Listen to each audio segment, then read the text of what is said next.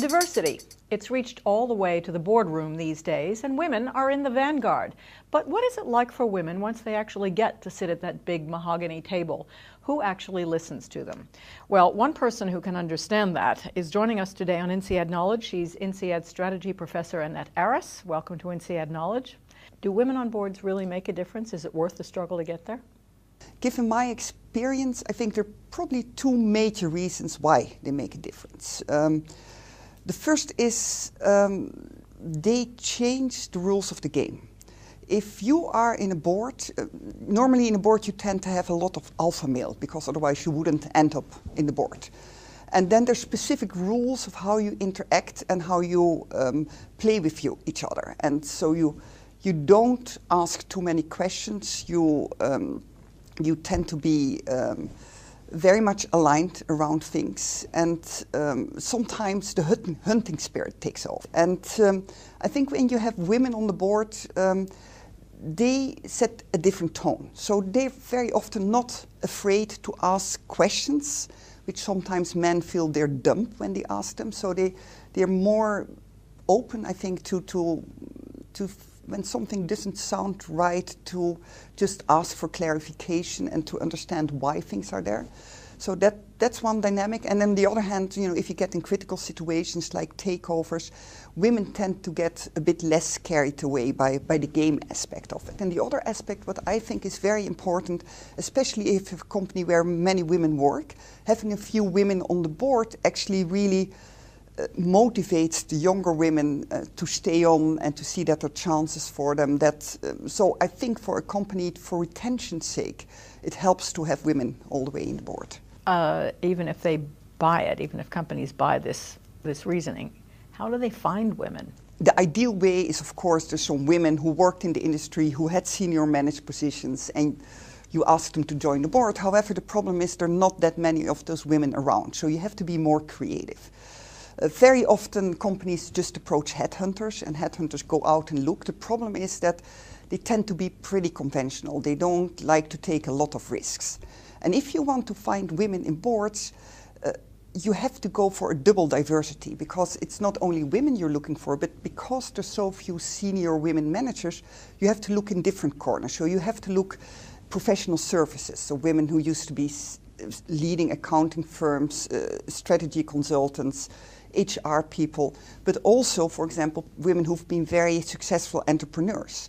So you have to take a double risk. You cannot only look for different gender, you also have to look for different profiles. And then you have to realize that once those people enter the board, that you not only have to take account of the diversity issue, but also the different background issue, and make sure that you incorporate the different angle those people have, which is not always easy.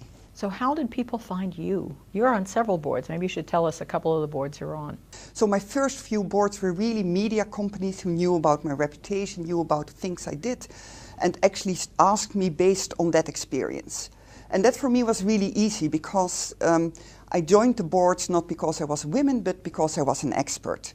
I could bring in knowledge from the outside, which the companies themselves didn't have, which was very helpful for me to establish my credibility.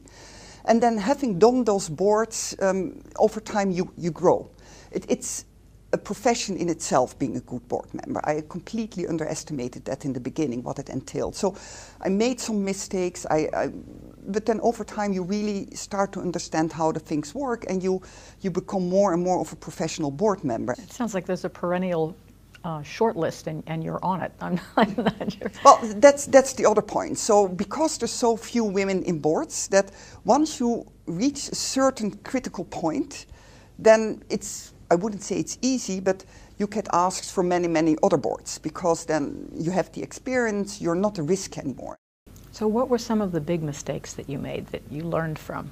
In the beginning, I might have underestimated everything which was discussed outside the board. I would go in relatively naive, and then there would be important topics in the board, and there would be no discussion. And I would say, well, yes, but I don't agree, or why don't we talk about that? And then there would be this big silence. And then I thought, well, what's going on here? And then, of course, you would discover that many things had already been discussed beforehand. And so it's knowing what are the things you can discuss in the formal settings and what are the topics you have to talk to beforehand with certain people and make sure that you understand what's really going on and those kind of things. What do you think the male board members are saying about this wave of women walking into the boardroom? It's very mixed. Some of them just say it's just for politics, it lowers the quality and all those kind of things. But actually most of the male I work with, they do say, it's a hassle finding the woman. But once they're there, it actually really makes a difference. So when do you think it won't be a big deal to have a woman on the board? It will take a while because now it's kind of artificial because we start with lots of women in the board. And then you have much less women in the senior management. And then again, you have lots of women in the middle management. So it's a kind of a sandwich effect you have at the moment. And I think it only will not be a big deal anymore once you get enough women in the top management. Which countries have the most women on boards? And what does that tell you about the country as well? Well, I don't know all the statistics specifically, but it's clearly that Scandinavian countries are way ahead. Anglo-Saxon countries are also much more advanced. Countries like Germany and France are now starting to be really serious about it, but still have a long way to go. And then there's countries where it's probably not even on the agenda. So the more south you get, the less relevant it becomes. And it has a lot to do, I think, with the overall culture and the overall role women play in society. There are quotas. France has a quota that there need to be something like 40%. There are quotas. Is this a good thing? Not a good thing? This is actually a hotly debated issue. It's also amongst women, and women who are strongly against it and the women who are strongly in favor of it. My feeling is the older you get, the more in favor of quota you get. Because in the beginning, as a woman, you don't see the problem. You say, well, there is no women's issues. I'm there, I'm young, I'm bright, I'm entrepreneurial.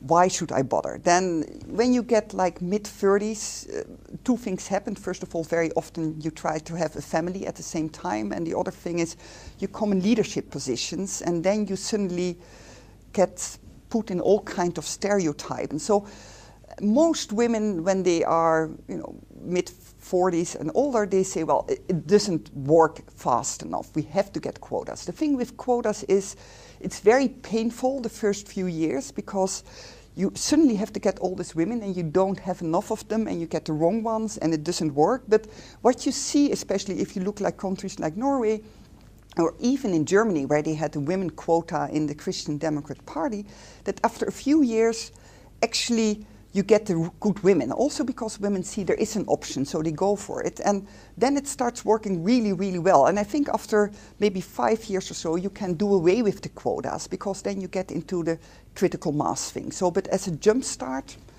it might not be the worst solution.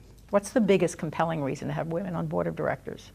I think at the end of the day, you get better decisions because you have more points of views and you get a more motivated workforce because a large share of the workforce feels that they're also represented all the way up in the board. Thank you very much, Annette Aris, for being with us on INSEAD Knowledge. Thank you.